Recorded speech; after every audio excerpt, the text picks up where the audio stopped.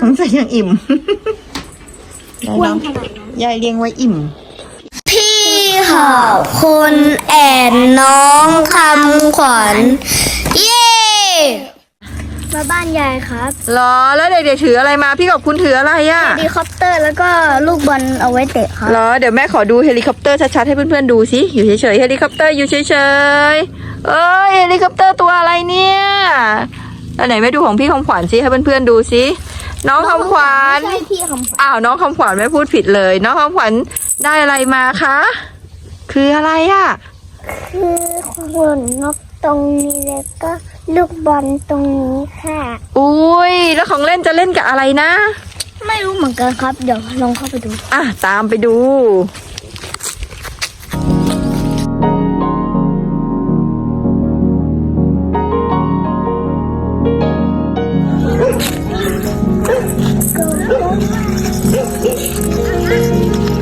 พี่ขอบคุณกับน้องของขวัญสรุปมาทำอะไรอะแล้วตรงนี้ยังมีอะไรเนี่ยมาดูสิพี่ขอบคุณไปดูอะไรตามไปดูน้องของขวัญตามมาค่ะคืออะไรลูกอุ้ยแม่เห็นแล้วมีใครตาดีเห็นไหมว้าวเสียงอะไรอะโอ้แล้วก็นอนหลับอยู่เหรอมีแมวอยู่ข้างบนเขาขึ้นไปได้ยังไงอะลูกเขาปีนเก่ง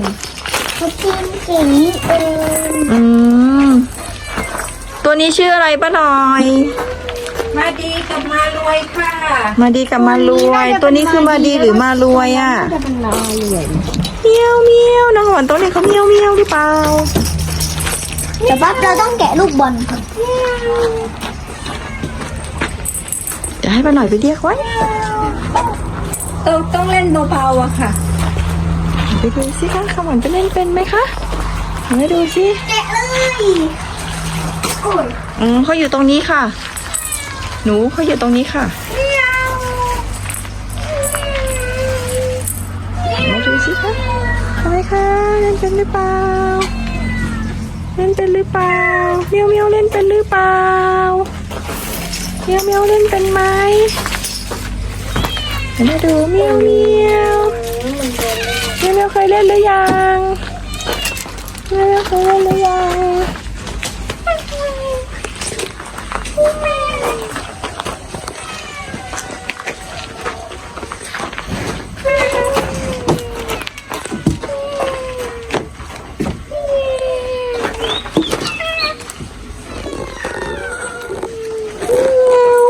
เป็นหมดบ้านเลยเมียวเมียวอยู่ข้างบนเมียวเมียวเมียวเมียวเขาจะลงมาไหมคะป้าหน่อยเมียวยอมไหมเพื่อนว่าพี่ขอบคุณเล่นกับเขาได้แล้วแมวยอมเล่นกับพี่ขอบคุณแล้วนะเขายอมเล่นแล้วลงมาตาดีๆลงมาตาดีเล่นไหมมาจิมาลงมารวยลงมาเลยมาดีลงมาดีลงมาแล้วนะมารวยลงมาแล้วมารวยลงมาแล้วมารวยลงมาหน่อยมาเล่นของเล่นกับพี่เลี้ยงเดี๋ยวปั๊บเราต้องใช้แบบเสียงใหม่ปั๊บต้องถือมารวยลงได้ไหมเนี่ยมารวย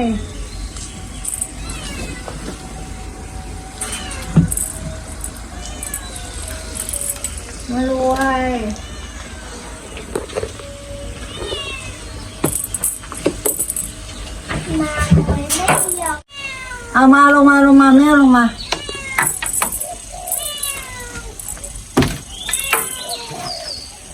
ลงแล้วมาแล้วมารวยจะลงแล้ว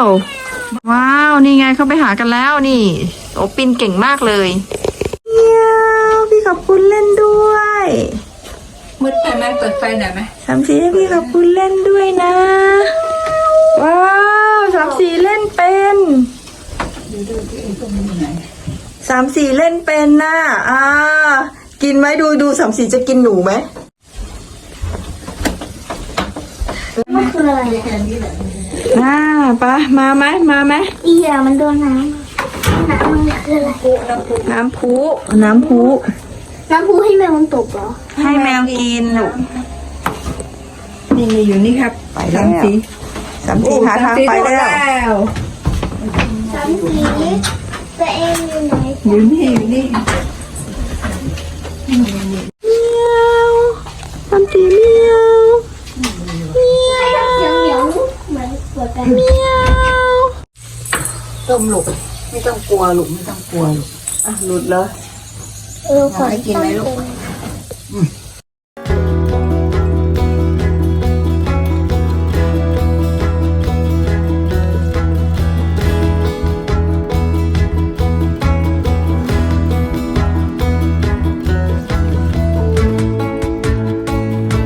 สามสีงงคืออะไรอ่ะ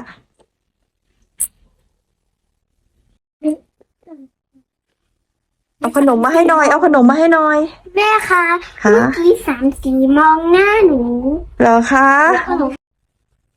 สีเอาไหมตึ้งคืออะไร สี ต้องกินมาต้องให้ยายป้อนต้องให้ยายป้อนหกเลย แมวไม่เล่นกับเรา สมมุติว่าน้องของขวัญเป็นแมวขอบคุณเล่นกับแมวหน่อย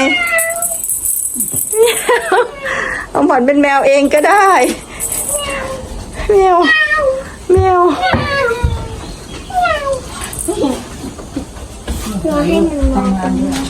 ตัวอะไรอ่ะแต่แม่เล่นด้วยสิอันนี้ตัวอะไรเมียวต้องเล่นอย่างนี้เมียว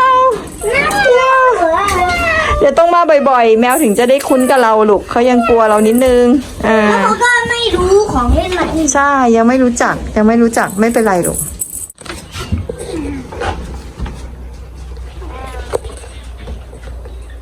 ว้าวมันเริ่มจะยิ้มแล้วนะ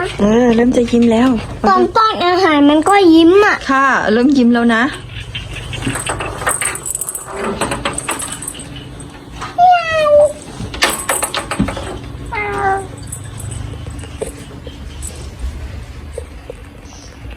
กินเป็นไหมสามสี เป็นหนูปลอมนะ เล่นไม่ถูกเลยว่าจะเอาวันไหน แล้วเราจับหัว เริ่มจับหูได้แล้วเห็นไหมเขาเริ่มคุ้นหนูแล้วไงลูกเขาเริ่มคุ้นหนูแล้ว เป็นไง แม่คะ จ้าหนูไปยืนอยู่ตรงพี่ขอบคุณนะลูกเขาหวันต้องไปยืนตรงพี่ขอบคุณ เขาชอบวันนี้หรือเปล่า เขาหวันต้องไปยืนตรงพี่ขอบคุณ เขาเริ่มคุ้นอันไหน แล้วคำขวัญอันนี้ลูกต้องเบาๆนะคะนี่ไงสามสีเมียวเอาเป็นแมวกันหน่อยเมียว จับอันนี้ วางแบบนี้นะ จับ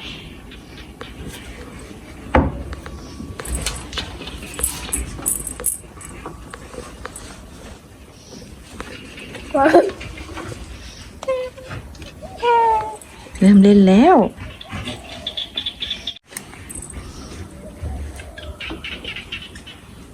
เฮ้ยเขากินแล้ว แต่ว่าเขาน่าจะกินของเล่นมากกว่า อันตีกินไหมคะ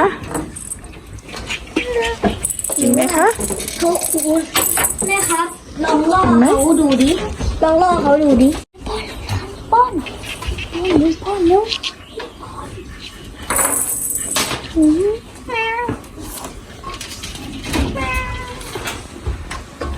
คุณเป็นแมวไปแล้ว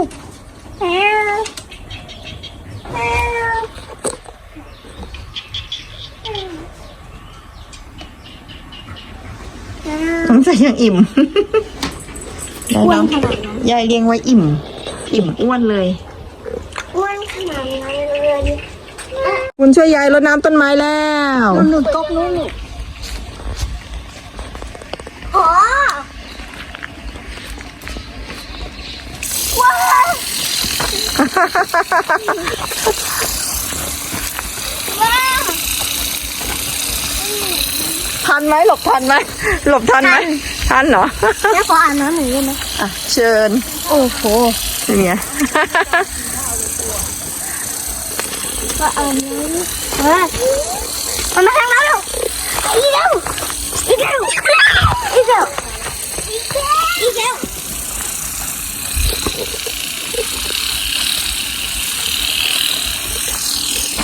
เฮ้ยเราให้เราก่อน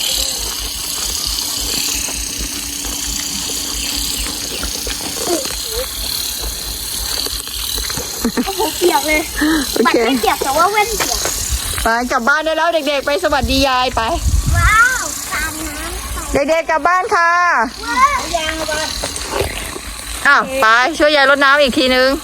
โอ้โหว้าวชอบสายยางมากอะ ลุย โอ้ ไปรดน้ำตรงนู้นลูกไป เดินยกสายยางไป โหใช่อะดูนะมันจะมีแรงดันมากขึ้น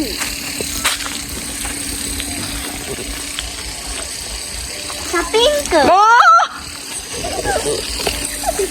สปริงเกิด โอ้ยเล่นแทมอสหนูไปยกแล้วนู้นลูกหนีเลย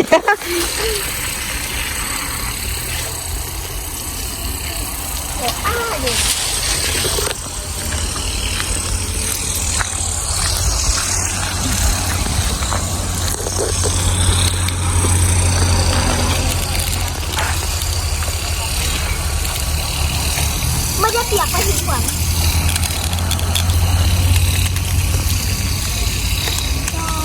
เอ้ยแกล้งน้องขอบคุณแกล้งน้อง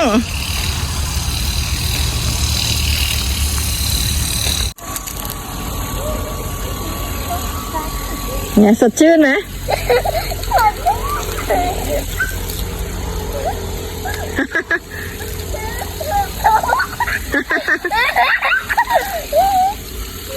รดน้ำต้นคำขวัญ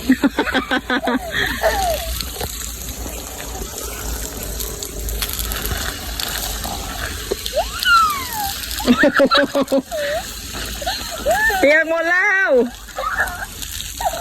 ไปกลับบ้านได้แล้วไป